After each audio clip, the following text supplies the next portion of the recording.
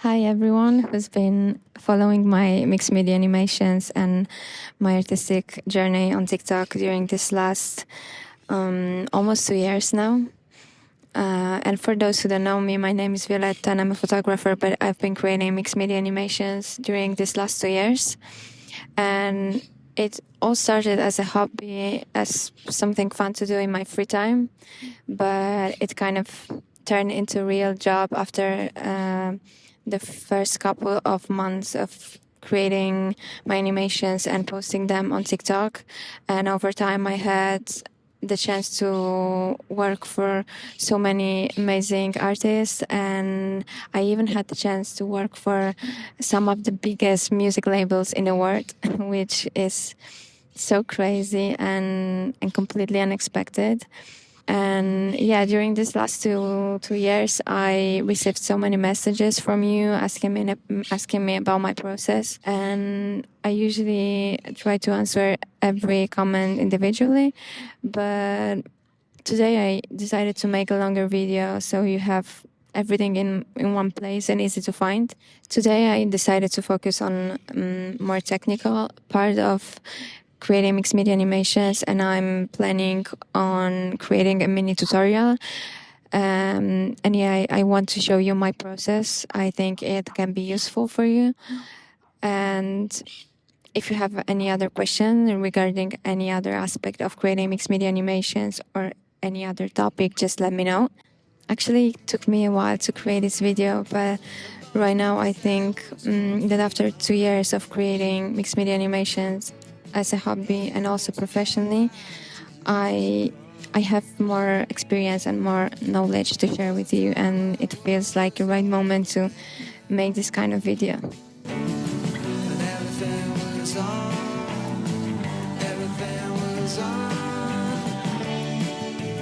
Everything was on. Fire.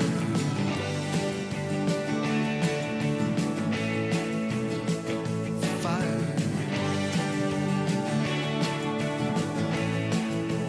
Everything was on. Before we can manually edit each frame, we first need to convert the selected video into separate frames. So how do we do that? I'm gonna show you two methods today. The first one is really simple and we're gonna call it the screenshot method. And the second one is also really simple but just a bit different, and we're gonna call it the export method. First, I'm gonna show you the screenshot method. It's about taking screenshots of individual frames. It might sound weird, but I assure you that I use this method for like the first year of making mixed media animations, and for me it worked just fine. So yeah, all we need to do is quickly alternate between play and pause and just take screenshots. So first, I set the right dimension for the screenshot so that each screenshot is the same size. On my Mac, it's set up like this. And now you just need to click play, pause, screenshot, play, pause, screenshot, play, pause, screenshot, and so on. So the pros and the cons of this method are actually the same thing, and it's the lack of regularity, and whether it's pro or con depends on what you're looking for. Personally, I love the irregular and less smooth movement typical for this method because it reminds me a lot of the aesthetic of stop motion videos. Here you can see an example of an animation made with this method. I think that when it comes to mixed media animations, this lack of rigid rules and their imperfections are, in my opinion, their most interesting feature, and this method fits perfectly with that philosophy.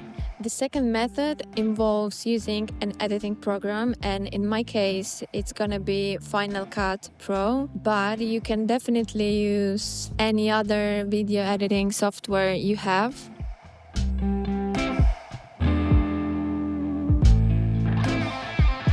Now we need to import the video that we want to edit and turn into mixed media animation, and find the option to export the video as individual frames. And for me, this option is right here.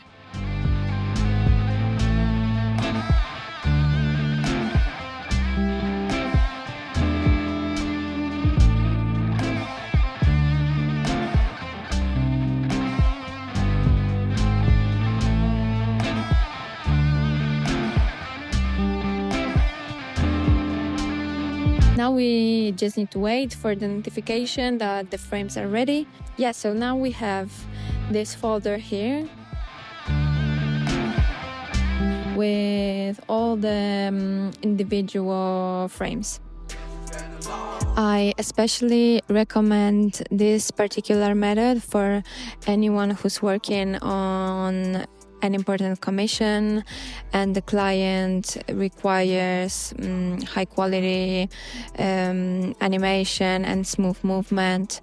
That means more work for us, of course, and more frames to edit, more scanning, higher costs, of course, but the final result is pretty cool as well. I'm gonna show you one of my animations I made with this method.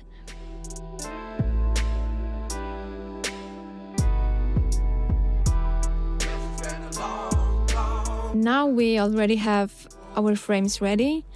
I've prepared two folders, one with the screenshots we took and the other with the exported frames. But for this tutorial, we're gonna use the screenshots because there are fewer of them and it's just gonna be easier for us.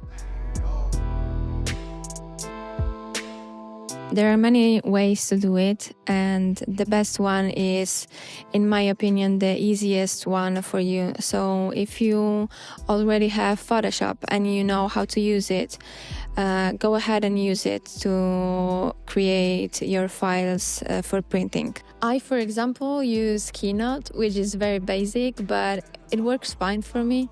And over time, I've created different templates for different video formats: landscape, square, reel. I also have different templates depending on whether I want high quality prints or not. Like here, as you can see, I only print 4 frames per page. Or like here, where I print many frames on each page. And it helps me to save on paper and on ink. And I usually do it when I create my short animations for my personal use, for my social media. You can also use programs like Pages, Word, and just place a few frames on each page and print everything. For those of you who use Keynote, I'm gonna leave a link to my templates in the description so you can download it and you won't need to worry about manually adjusting each frame. Okay, so now we can move forward to the analog and the best part of the whole process.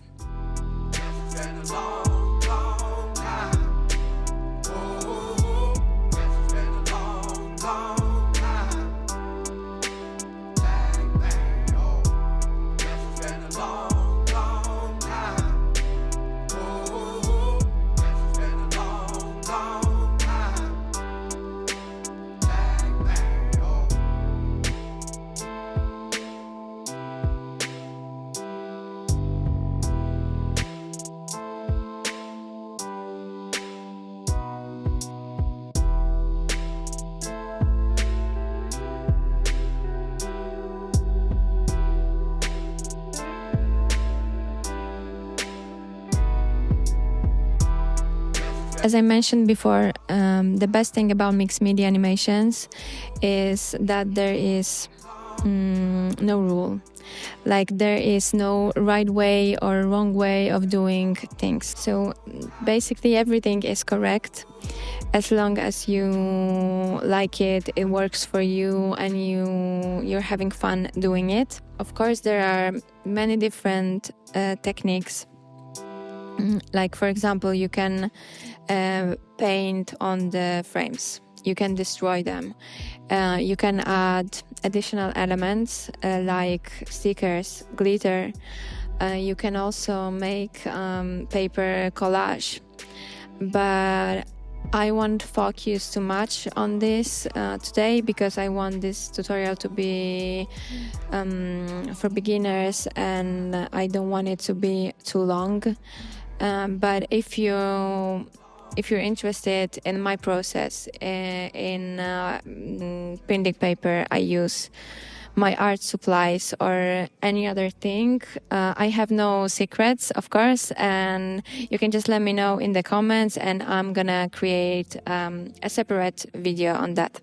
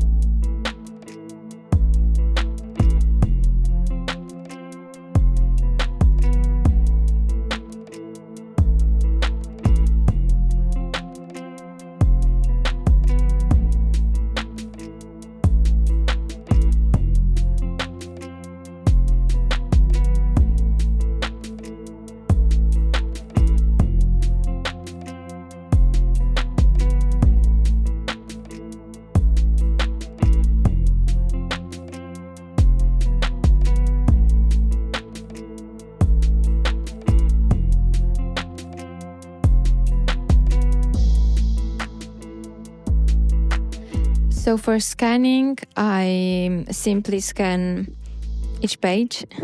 You can set the quality, the scan quality according to your preferences.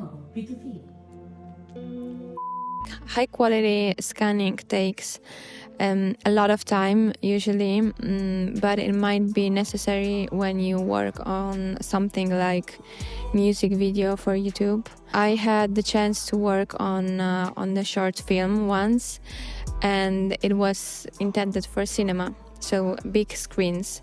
And in that case, I needed to make high quality scans, high quality prints, and the overall animation, the final result needed to be extremely high quality. When I work for big labels that usually prefer smooth movement and high quality animations, I usually print many frames per second. I use high quality printing paper. I make high quality scans. But when I create mixed media animations for my social media, I usually scan in standard quality because I think it's more than enough for animations made for mobile phone screens. If you don't have a scanner, you can ask for help someone who has one, or you can print and scan at your local print shop. Overall, I think scanning and printing at your local print shop is a great idea at the beginning. when you're starting with mixed media and you don't know if you like it yet, if you don't know if you want to invest in your own equipment, this can be a great idea. But when you're sure that you love it and you're gonna create your animations very often, I think it's better to buy your own printer because first of all, because it's cheaper to print and scan at home, and then you can choose the printer that is perfect for your specific needs, and you can also print at any time of the day and the night. And in my case, it helped me to be more productive and more creative as well. Honestly, I'm a big fan of having your own printer, and for the past 2 years I've been living and working while traveling. So I was moving from one city to another, from one country to another, and I did it having my printer always with me. So here are the scans. Our analog frames have become digital again, and we can finally combine them together again to see what we have created today. So how do we extract individual frames from the scanned pages? Again, I think the best way to do it is the easiest way for you. So if you have Photoshop, you can use it to cut out each frame. Since this tutorial is mainly for beginners and I really wanted to show you the easiest ways to create your first mixed media animations, I decided to show you the method that I used in the beginning. And honestly, I still think it's one of the best ones. So we're gonna use again one of my favorite words today, and we're gonna call it the screenshot method. I open each page individually, zoom in, set the correct screenshot dimensions, and that's it. I just repeat the same process for each page.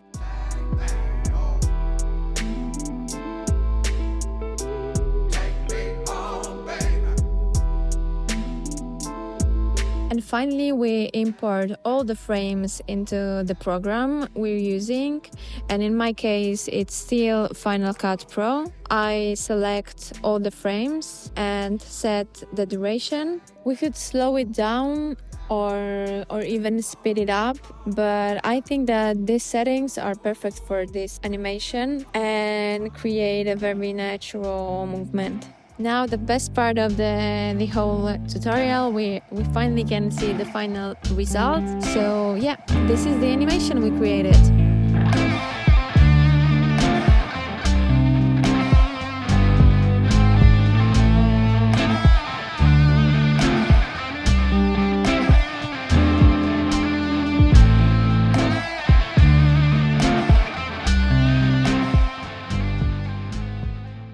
I hope this mini tutorial answered at least some of your questions. I could talk for hours about every little detail, but I wanted to create a very basic tutorial for beginners and I didn't want it to be too long or too chaotic. So I hope I managed to show you my process in a clear and easy to understand way. But if you have any additional questions regarding any of the steps shown in this tutorial, or if you're interested in any other topic, just let me know in the comments. Thank you for watching. I hope it was helpful for you. If you decide to make your own animation after watching this tutorial, and if you decide to post it on social media, please tag me because I love watching your work and I'm really curious about it.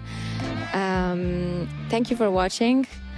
I wish you lots of creative ideas and a lot of fun making your own animations.